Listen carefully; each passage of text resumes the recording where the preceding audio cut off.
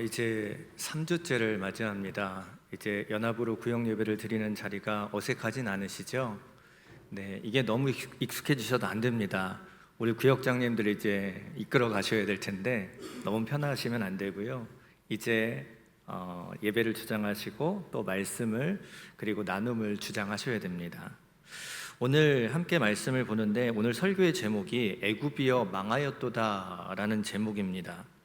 지금 매일 성경을 교재로 삼아서 이 말씀을 진행하고 있기 때문에 제목이 이렇습니다. 요새 계속 예레미야의 말씀을 본문 삼아서 새벽에 말씀을 나누고 있는데 이 예레미야서의 말씀 자체가 내용이 굉장히 분위기가 어둡습니다. 계속 멸망 이런 얘기들이 많이 나오죠. 희망의 메시지, 소망의 메시지가 나오면 참 좋겠는데, 회복할 만한 격려의 메시지가 있으면 참 좋겠는데 그렇지 않은 것이 좀 안타깝습니다. 오늘도 그 멸망 이야기가 계속 나오는데요. 오늘 본문 46장을 읽었지만 45장부터 시작되는 말씀은 남유다가 멸망한 뒤에도 이 남유다 주위의 나라들, 이 10개의 나라들이 다 멸망한다라는 메시지를 예레미야를 통해 하나님이 계속 해주고 계십니다. 지금 오늘 본문의 애굽을 시작으로 총 10개 나라들이 나오는데 애굽, 블레셋, 모압, 암몬, 에돔, 다메섹, 게달, 하솔, 엘람, 그리고 바벨론입니다. 이 10개의 나라들 중에서 바벨론 때문에 9개의 나라가 멸망을 하고 바벨론도 멸망할 것임을 이제 앞으로 예레미야에서는 계속 말씀하고 있습니다. 그런데 그 바벨론조차도 바벨론에 의해서 멸망하는 모든 나라들 다가 이거 바벨론에 멸망하는 게 아니라 하나님이 멸망케 하시겠다라는 예언의 메시지죠. 즉 모든 나라, 모든 세상은 그 주권이 하나님께 달려있다라는 것을 말하는 것입니다. 이게 핵심이죠. 그러니까 다른 나라, 다른 힘을 의지하지 말고 누구를 의지해라? 하나님 의지해라. 이게 이 말씀의 핵심인 겁니다. 그런데 오늘 제목을 보세요. 애굽이여 망하였도다. 지금 애굽은 남유다 백성들이 의지하는 나라입니다. 바벨론의 눈을 피해서 애굽으로 이주한 상황입니다. 그런데 남유다 백성들이 왜 애굽을 의지했을까요? 그것은 남유다 백성들이 바벨론에 의해서 멸망을 당했고, 그래서 바벨론이 남유다 백성들에게 있어서는 두려움의 대상이고 정말로 피해야 할 참 어려운 대상인데, 당시에 바벨론과 맞설 수 있는 유일한 강대국은 애굽뿐이 없었기 때문입니다. 그러니까 애굽을 의지한 거예요. 그래서 하나님께서 애굽으로 가지 말라고 그렇게 계속 말씀하심에도 불구하고 그들은 애굽으로 간 겁니다. 애굽밖에 대안이 없다라고 생각했기 때문이죠. 그런데 그런 이스라엘 백성들, 남유다 백성들을 향해서 예레미야를 통하여 하나님 말씀하신 것은 무엇이냐? 이것이 오늘 본문, 오늘 교재 1번에 나와 있는 내용이에요. 교재 1번에는 뭐라고 되어 있냐면요, 유다가 믿었던 애굽은 불타고 황폐해질 것입니다. 이렇게 교재에서는 설명하고 있죠. 그렇습니다. 유다는 분명히 애굽을 의지했어요. 하나님이 아닌 애굽을 의지했습니다. 그런데 의지하고 있는 대상인 애굽은 불타고 멸망할 거다라고 말하죠. 실제로 오늘 말씀 14절에 보면요, 믹돌과 놋과 다바네스에 선포하되 이렇게 표현하며 내 사방이 칼에 삼키었다, 그렇게 선포하라고 하십니다. 그런데 믹돌, 놋, 다바네스, 이 도시의 이름인데요, 이곳은 애굽 사람들이 바벨론을 피해서 애굽에 들어가서 거주한 성읍들의 이름인 거예요. 거기가 내가 피할 곳이라고 생각을 했는데요, 거기에도 하나님께서는 여호와의 칼이 거기에 임한다, 그래서 멸망한다라는 것을 말씀하십니다. 심지어 애굽 주위에 돕는 손길들이 그곳에 있어도 그들까지도 무너진다라고 말씀하시죠.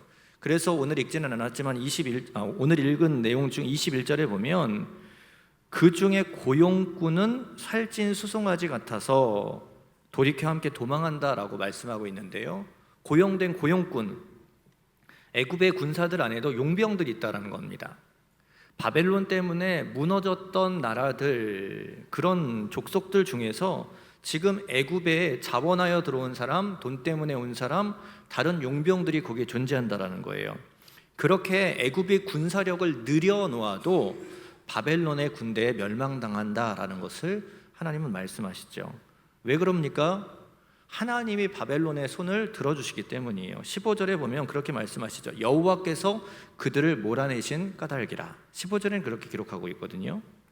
하나님이 애굽을 치기로 작정하셨기 때문에 애굽이 아무리 강하고 군사가 더해지고 그렇게 연합군을 만들고 용병을 고용해도 그 나라는 무너질 것이다를 말씀하고 계시는 겁니다.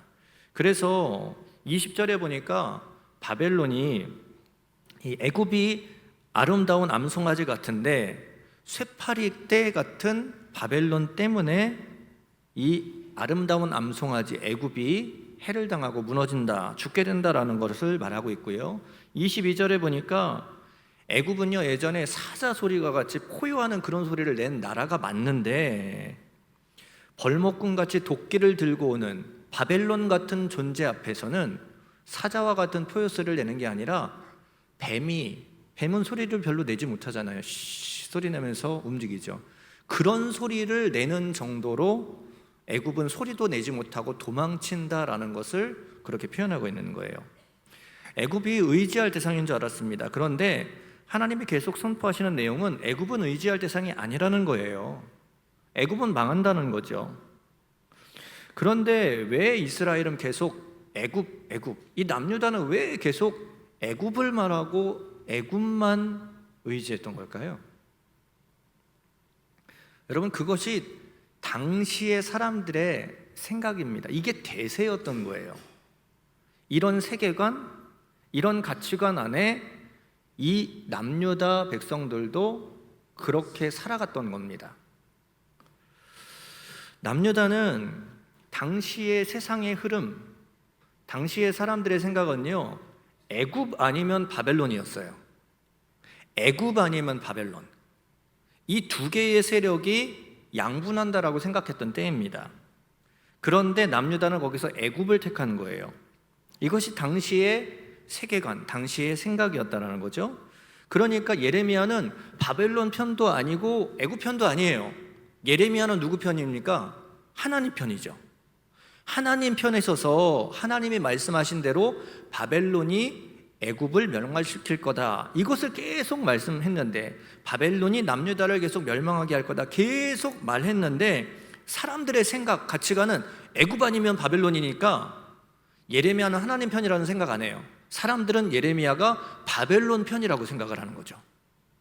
바벨론 아니면 애굽, 이 가치관을 가지고 살아갔던 사람들이었기 때문에 하나님의 편에 선 예레미야는 바벨론을 사용하시는 하나님이 아니라 바벨론 편이다라고 생각했던 겁니다. 아예 하나님을 의지하고 하나님 편이라는 생각조차 안 하고 있는 거죠. 그러니까 하나님을 의지하지 못하고 바벨론을 의지하거나 애굽을 의지하게 된 것이고, 지금은 애굽을 의지하고 있는 겁니다. 여러분, 이런 잘못된 세계관, 이런 잘못된 생각, 우리의 잘못된 세계에서 빠져나올 수 있어야 됩니다. 우리의 생각이 틀릴 수 있다, 우리의 생각이 한계가 있다, 이거 명확히 인정하지 않으면 절대로 하나님 의지하지 못합니다. 분명히 우리는 부족한 존재인데요, 내 생각이 맞는 거예요. 지금의 생각이 맞는 거예요. 지금의 판단이 맞는 거예요. 세상이 그렇게 만들어 놓는 가치관 안에서 이게 맞다 저게 맞다 라고 싸우고, 이거 의지해야 된다 저거 의지해야 된다 싸울 뿐, 이 생각을 뛰어넘는 하나님을 의지해야 하는 하나님 편을 우리가 생각하지 못할 때가 많다라는 겁니다. 세상이 만들어 놓은 틀 안에서, 여기 안에서만, 이 세계 안에서만 살아가고 판단하고 생각하는 경우들이 참 많다라는 거예요. 여러분, 사단은 우리를 그렇게, 우리의 생각을 그렇게 이 세계에만 빠지게 만듭니다. 하나님을 생각하지 못하게 만들고 하나님을 그래서 의지하지 못하게 만든다는 거예요. 이게 사단의 전략인 거죠. 미국 라스베가스에 가면 엄청 크고 좋은 호텔들이 많이 있습니다. 그런 호텔들에 좀 하루 자려면 어마무시하게 돈을 많이 써야 할 것 같은데 실제로는 그렇지 않습니다. 4성급, 5성급 되는 호텔인데요, 우리나라 돈으로 10,000원, 20,000원이면 하루 잘 수 있는 그런 호텔들이 참 많습니다. 어떨 때는 아주 좋은 뷔페가 10불, 그러니까 우리나라 돈으로 한 10,000원, 12,000원이면은 아주 좋은 음식들을 막 먹을 수 있는 그런 뷔페들도 있습니다. 저도 한번 가봤는데요, 너무 좋더라고요.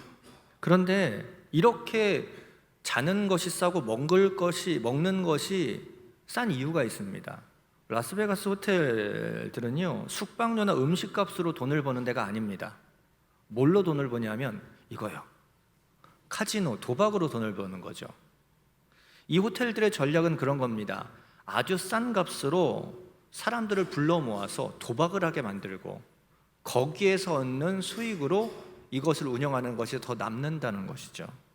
그래서 이런 호텔들 1층에는요 도박, 이 카지노가 쫙 줄지어 있습니다. 그런데 이 도박장, 이 카지노에는 없는 게 3가지가 있다고 그래요. 뭐가 없냐면요, 첫째, 창문이 없대요. 둘째, 시계가 없답니다. 그리고 셋째, 거울이 없답니다. 왜 없는지 아시나요? 지금 도박을 하면서 여기에 열중하는 이 세계에 빠져서 헤어나지 못하도록, 여기 세계에만 살도록 이 세계를 없앤다는 거예요. 혹시 창문을 보면 벌써 밤이네, 집에 가야지, 그러지 못하도록, 바깥 세계를 못 보도록 창문을 없애는 거랍니다. 혹시 시계를 보고 시간이 이렇게 오래됐네, 집에 가야지, 시간의 흐름을 못 보도록, 여기에 세계에 갇혀 있도록 시계를 없애는 겁니다. 혹시나 거울을 보고 돈독이 올라서 충혈되고 피폐해져 있는 내 모습 못 보도록, 그래서 이 세계에만 갇혀 있도록 이것들을 없애는 거다라고 그래요. 여기 세계에만 갇혀 있도록, 바깥 세상을 생각하거나 보지 못하도록 한다는 겁니다. 어떤 분들은 그러더라고요. 백화점도 이와 비슷하다고요. 백화점에는 거울은 있대요. 그런데 2가지가 없다고 그러죠. 창문이 없고요, 시계가 없고요. 이 세계에 빠져서 쇼핑만 하도록 그것을 없애버린다고 그러죠. 여러분, 우리가 갇혀진 세계에만 있으면 안 됩니다. 내 세계에만 빠져 있으면 안 됩니다. 이것이 잘못되었고 이것이 잘못될 수 있다는 사실을 알게 되었을 때 이 틀을 깨고 밖으로 나올 수 있는 거죠. 그래야 옳은 길, 바른 길을 찾아갈 수 있는 것입니다. 하나님은 자꾸만 보게 하시는 거예요. 선지자들을 통해서 왜 자꾸 말씀하시겠어요? 세상의 세계관이 틀렸어. 애굽과 바벨론이 아니야. 거기는 의지할 대상도 아니고 거기는 마음을 쏟을 대상도 아닌데 세상은 그렇게 말하잖아. 너희는 애굽도 아니고 바벨론도 아니고 나 하나님을 바라보아야 해. 하나님은 계속 그것을 선지자를 통해서 말씀하시는 겁니다. 너희가 의지하고 있는 애굽 멸망할 거야, 망할 거야, 무너질 거야. 너희가 아무리 피해도 하나님의 칼이, 여호와의 칼이 거기를 쫓아갈 텐데 왜 그것을 의지하느냐라고 주님께서는 자꾸만 말씀하시는 겁니다. 분명히 애굽은 망합니다. 의지할 것이 못 됩니다.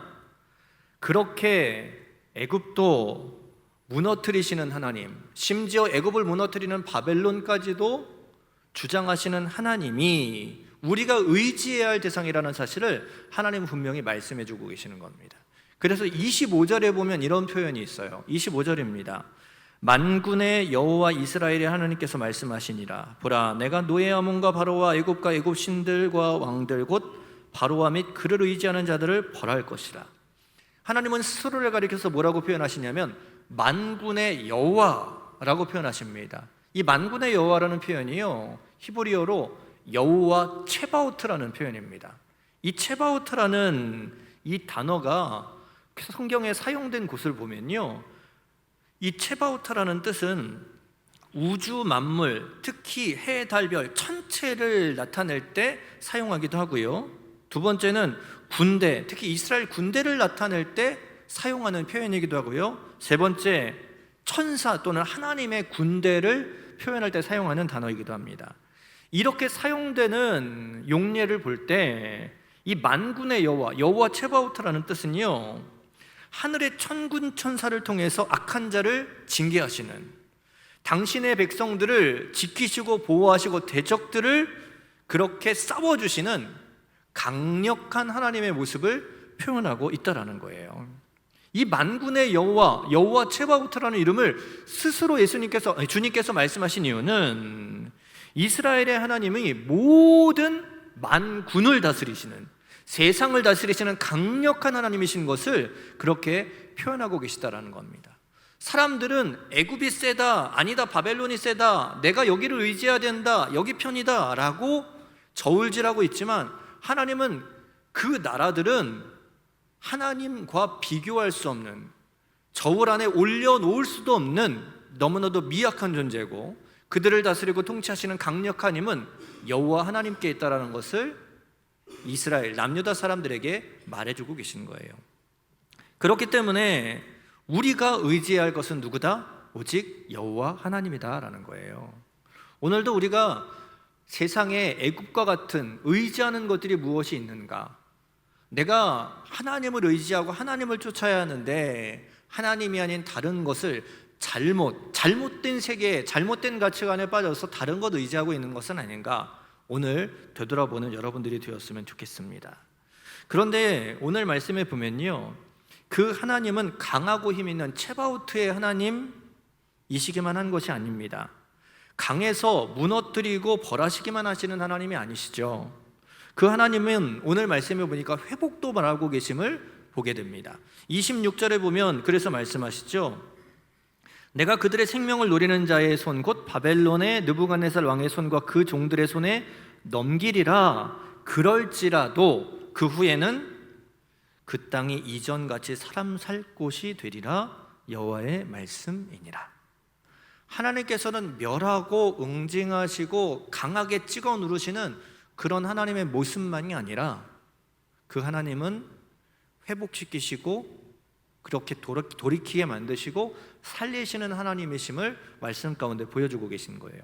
애굽도 그렇게 살아날 것이다 라고 말씀하세요. 그런데 여러분, 애굽도 살리시는 하나님이 하나님의 나라, 하나님의 백성인 남유다, 이스라엘을 그냥 놔두시겠어요? 27절, 28절에는 이스라엘도 구원시키신다라는 말씀을 첨언하시죠. 27절입니다. 내 종 야곱아 두려워하지 말라. 이스라엘아 놀라지 말라. 보라, 내가 너를 먼 곳에서 구원하며 네 자손을 포로된 땅에서 구원하리니 야곱이 돌아와서 평안하며 걱정 없이 살게 될 것이라. 하나님은 이 남유다 백성들 멸망당했고 포로로 다 끌려갔어요. 그런데 그들도 돌아오게 하실 것이다. 애굽도 회복시키실 하나님이신데 너희들은 내가 가만히 놔두겠느냐? 하나님 그 말씀을 하시는 겁니다. 또 28절에서도 말씀하시죠. 두려워하지 말라. 내가 너를 흩었던 그 나라들은 다 멸할지라도 너는 사라지지 아니하니라. 여러분, 하나님은 벌만 주시는 하나님이 아니십니다. 강한 군사력을 가진 만군을 다스리시는 여호와 체바오트의 하나님만이 아닙니다. 하나님은 회복도 말씀하시는 분이십니다. 사랑의 하나님이시다라는 거죠.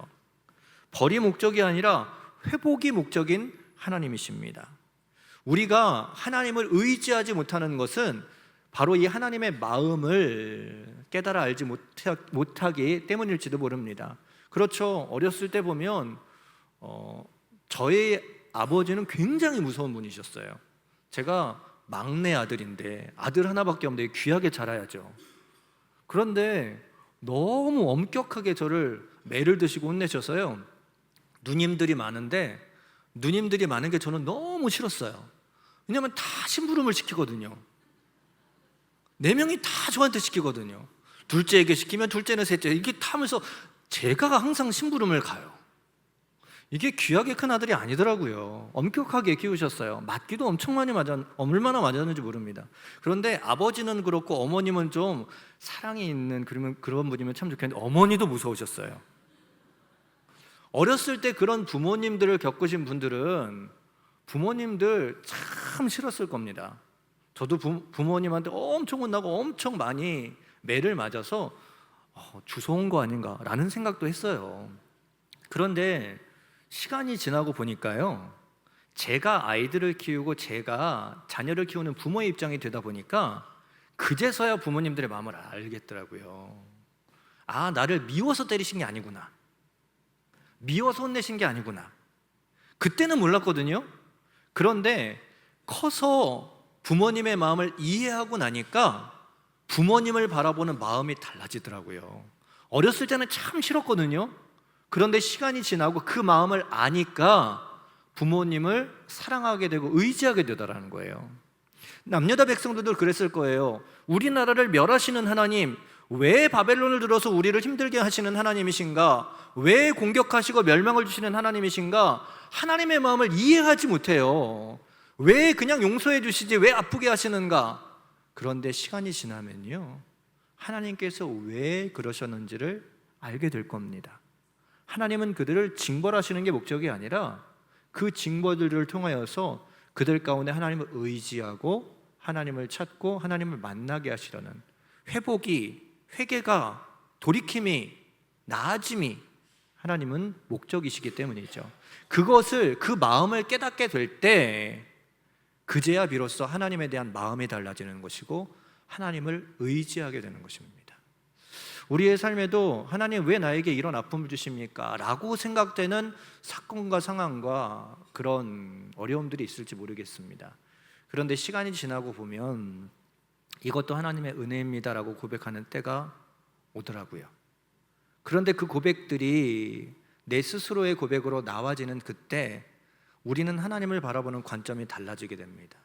이전에는 참 힘든 하나님이고 날 싫어하는 하나님인 것 같은데 그 하나님, 나에게 은혜를 주셨습니다라고 고백하는 그때를 맞이하면 그 하나님이 정말로 의지할 대상이 되고 쫓아갈 대상이 되고 나의 아버지시고 나의 목자라는 사실을 스스로 고백하게 된다는 거예요. 그때 보면 나는 하나님의 마음을 공감하고 있었다라는 것을 발견하게 됩니다. 우리가 하나님께서 나를 향한 마음을 공감하지 못하고 알지 못하기 때문에 하나님을 향해서 원망하고 불평하고 하나님을 못 의지하고 있는지도 모르겠습니다. 남유다 백성들처럼 애굽을 멸하시고 남유다를 멸하시는 그 하나님처럼 왜 하나님 우리한테 이러십니까? 라고 고백하며 원망하며 하나님의 마음을 이해하지 못할 때는 하나님을 의지할 대상이 아니죠. 그런데 하나님의 마음을 알아갈 때, 하나님의 마음을 알게 될 때 우리는 그 하나님을 의지할 대상으로 명확하게 고백할 수 있을 것입니다. 오늘도 하나님을 의지하는 여러분들이 되었으면 좋겠습니다. 하나님은 끊임없이 다른 것 의지하지 마라, 애굽 의지하지 마라, 그거 망할 것인데 라며 만군의 여호와 하나님의 이름을 나타내시며 하나님만 의지할 대상이요, 그렇게 하나님만 의지할 것을 요청하십니다. 우리가 하나님을 의지하지 못하는 것은 내 세계에 빠져 있기 때문이요, 하나님의 마음에 공감하지 못했기 때문일 것입니다. 오늘도 그 하나님의 철저하게 나의 세계를 깨뜨리고 하나님의 세계를 수용할 수 있는, 하나님의 마음을 이해할 수 있는 아름다운 역사를 통해 하나님을 의지할 수 있는 귀한 우리 여주교회 모든 성도들, 모든 구역이 되실 수 있기를 주님의 이름으로 간절히 축복합니다.